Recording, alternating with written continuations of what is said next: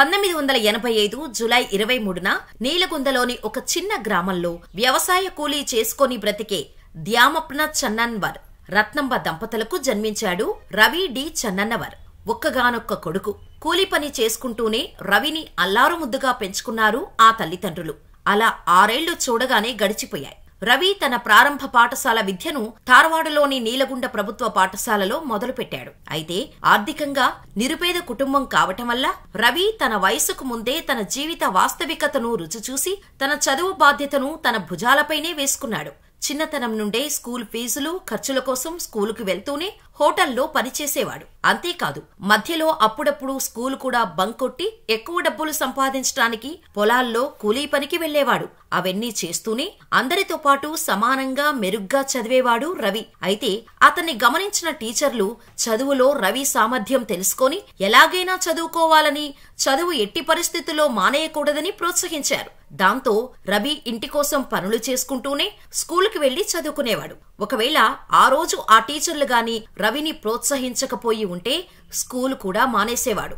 ఈ రోజు మనం ఈ స్టోరీ కూడా చెప్పుకునేవాళ్లం కాదు. కానీ ఆ టీచర్లు చెప్పిన మాట విని తోటి స్నేహితులతో సరదాగా ఆడుకోవాల్సిన వయసులో ఓ పక్క కూలీ పనులు చేస్తూ మరోపక్క హోటల్లో ప్లేట్లు కడుగుతూనే తన చదువు కొనసాగించుకుంటూ వచ్చాడు. అలా రవిపై టీచర్లు పెట్టుకున్న నమ్మకం పోగొట్టుకోకుండా 10వ తరగతిలో 87% మార్కులు సాధించి టీచర్లు అతనిపై పెట్టుకున్న నమ్మకాన్ని నిలబెట్టాడు. అలాగే ఇంటర్మీడియట్ కూడా కంప్లీట్ చేసి రవి ఆర్ట్స్ లో బ్యాచిలర్స్ కోసం కర్ణాటక ఆర్ట్స్ కాలేజీకి వెళ్లి బ్యాచిలర్ డిగ్రీ పట్టా సాధించాడు. డిగ్రీ టైంలోనూ ఓ పక్క చదువుకుంటూనే హోటల్లో ప్లేట్లు కడిగాడు, టేబుళ్లు తుడిచాడు.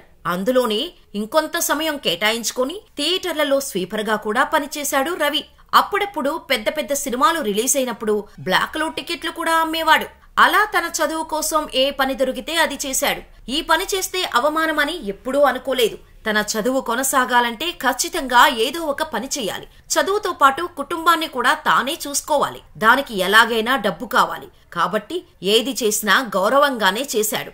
అలా డిగ్రీ పూర్తి చేసి న్యూఢిల్లీలోని జవహర్లాల్ నెహ్రూ యూనివర్సిటీ నుండి పోస్ట్ గ్రాడ్యుయేషన్ లేదా మాస్టర్స్ డిగ్రీని కొనసాగించాలనుకున్నాడు.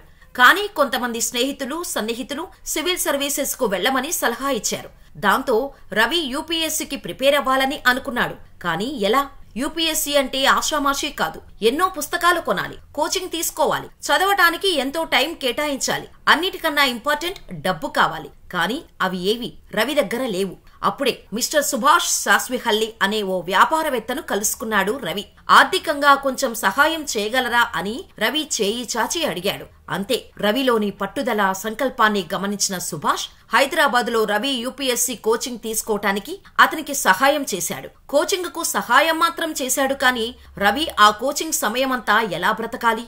చేతిలో చిల్లి గవ్వలేదు. అప్పుడే మళ్లీ తన ఆయుధం ఉపయోగించాడు. అదేనండి శ్రమ, సంకల్పం.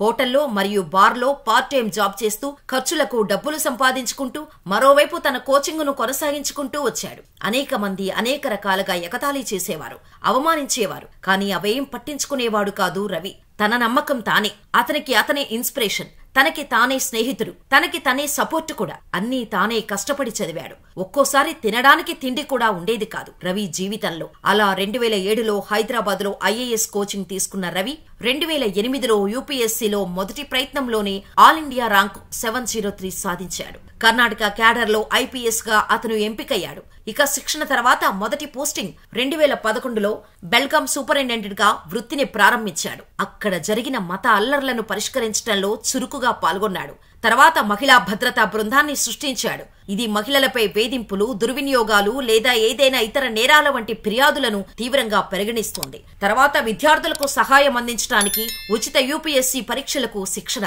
అలాగే రైతుల కోసం అన్ని వేల శ్రేయస్సు పథకం. అంతేకాకుండా self defence training programmes, police అధికారులకు వైద్య సదుపాయాలు మరియు క్యాంటీన్ సేవలు, community friendly and approachable police programmes and affairs.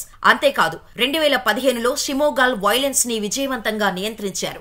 ఇటీవల ధార్వాడ్లోని ఓ హోటల్లో ఆకలితో అలమటించిన వారికి భోజనం కూడా వడ్డించాడు. ఇలా చెప్పుకుంటూ పోతే ఒక ఐపీఎస్ ఆఫీసర్ ఎంత చెయ్యగలడో అంతకన్నా ఎక్కువే చేశాడు రవి. పేదరికం నుండి వచ్చిన రవికి తెలిసిన ఆ బాధ్యతలు, విలువలు, అంతేకాకుండా సాటి మనిషికి సహాయపడే గుణం, మానవత్వం, ఇలా అన్నీ కలిపి అతన్ని సక్సెస్ చేశాయని చెప్పుకోవాలి.